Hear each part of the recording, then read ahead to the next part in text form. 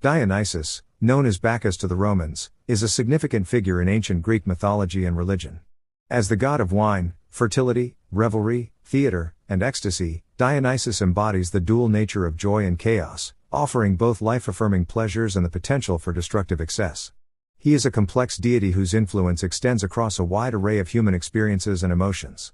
His worship was widespread, and his myths reflect deep philosophical questions about the nature of existence, identity, and the human condition. Origins and birth of Dionysus.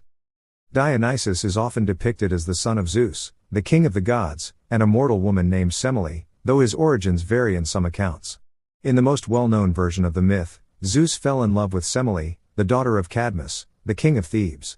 Hera, Zeus's jealous wife, discovered the affair and tricked Semele into asking Zeus to reveal his true divine form. When Zeus obliged, the sight of his divine radiance killed Semele instantly.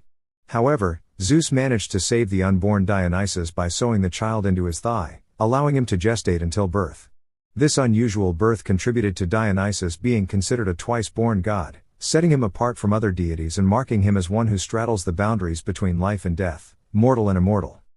In other versions of the myth, Dionysus was the son of Persephone, the queen of the underworld, and Zeus, making him a chthonic deity with a connection to the earth and the afterlife. These differing accounts illustrate the multiplicity of Dionysus's nature, blending life-giving fertility with the darker elements of death and madness. The wanderer god, Dionysus's travels and adventures. One of the central themes in Dionysus's mythology is his wandering nature. After his birth, he was raised in secrecy to protect him from Hera's wrath. In some accounts, Dionysus was sent to be raised by the nymphs of Mount Nysa, a mythical location far removed from the reach of Olympus. There, he learned the secrets of winemaking, which would become central to his identity and worship. Dionysus's travels took him across the known world, including Asia Minor, India, and Egypt. During these wanderings, he spread the cultivation of the vine and the rituals associated with his worship. His arrival in each new place was often met with resistance, as local rulers or populations refused to accept his divine status or the ecstasy-inducing rituals he promoted. Yet Dionysus always triumphed, bringing joy and revelry to those who accepted him and madness and destruction to those who resisted. One notable myth involves Dionysus's journey to Thebes, where he sought to establish his cult in the land of his birth. Pentheus, the king of Thebes and Dionysus's cousin, refused to recognize him as a god and actively suppressed his followers, known as the Maenads or Bacchae.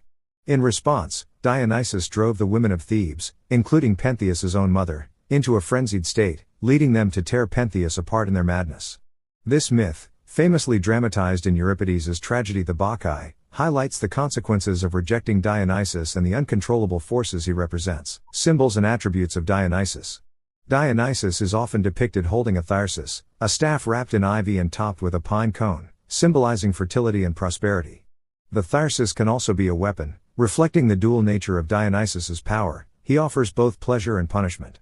Ivy, vines, and grapes are closely associated with him, representing the cultivation of wine and its role in his rituals. Another key symbol of Dionysus is the bull. He is often portrayed with bull horns or associated with bull imagery, reflecting the animal's connotations of strength, fertility, and virility. In some versions of his myth, Dionysus takes the form of a bull to escape danger or to punish those who oppose him. The bull also plays a role in his rituals, as sacrificial animals or representations of the god himself. The followers of Dionysus are an essential aspect of his identity. The Maenads, or Bacchae, are women driven to frenzied ecstasy by his divine power. They often appear in myth as wild, untamed figures who abandon societal norms and retreat to the wilderness to worship Dionysus through ecstatic dance, music, and frenzied revelry. Satyrs, male creatures with the ears and tails of horses or goats, also accompany Dionysus. They are symbols of the untamed, animalistic side of human nature, reveling in drink, dance, and lust. Together, these followers form the Dionysian retinue, a chaotic and liberating force in contrast to the ordered, rational world of the other gods. Dionysian worship and rituals. The worship of Dionysus took many forms, ranging from ecstatic rituals to more structured festivals. The most well-known of these is the Dionysia, a major festival held in Athens in honor of the god. The festival included dramatic competitions where playwrights like Sophocles, Euripides, and Aeschylus presented their works. Dionysus was considered the patron god of theater, and the art of drama was deeply connected to his themes of transformation, identity, and the boundary between the human and divine.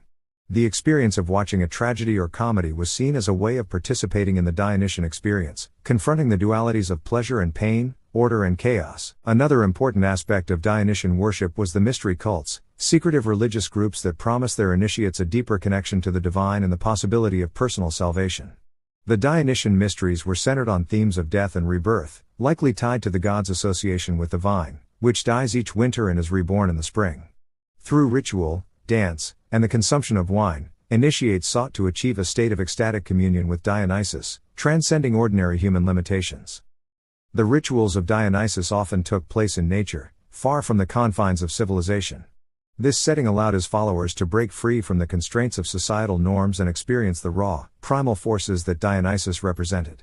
In these moments of ecstasy, the boundaries between individuals dissolved, and participants felt a sense of unity with the god, with each other, and with the natural world. Dionysus's dual nature, joy and madness. Dionysus is unique among the Greek gods for his dual nature. On the one hand, he is the bringer of joy, celebration, and life-affirming pleasures. Wine, his gift to humanity, serves as a symbol of both social bonding and personal release. It loosens inhibitions, allowing individuals to experience a sense of freedom and ecstasy.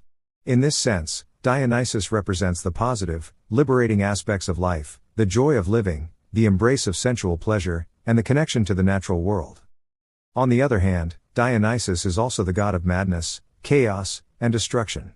Those who reject his power or fail to respect the balance he represents are often driven to madness or meet a violent end. His myths are full of instances where individuals are punished for their hubris in refusing to honor him, as in the case of Pentheus. This darker side of Dionysus reflects the potential dangers of excess and the thin line between pleasure and destruction. This duality makes Dionysus a deeply philosophical figure. He embodies the idea that life is full of contradictions, joy and sorrow, creation and destruction, freedom and chaos.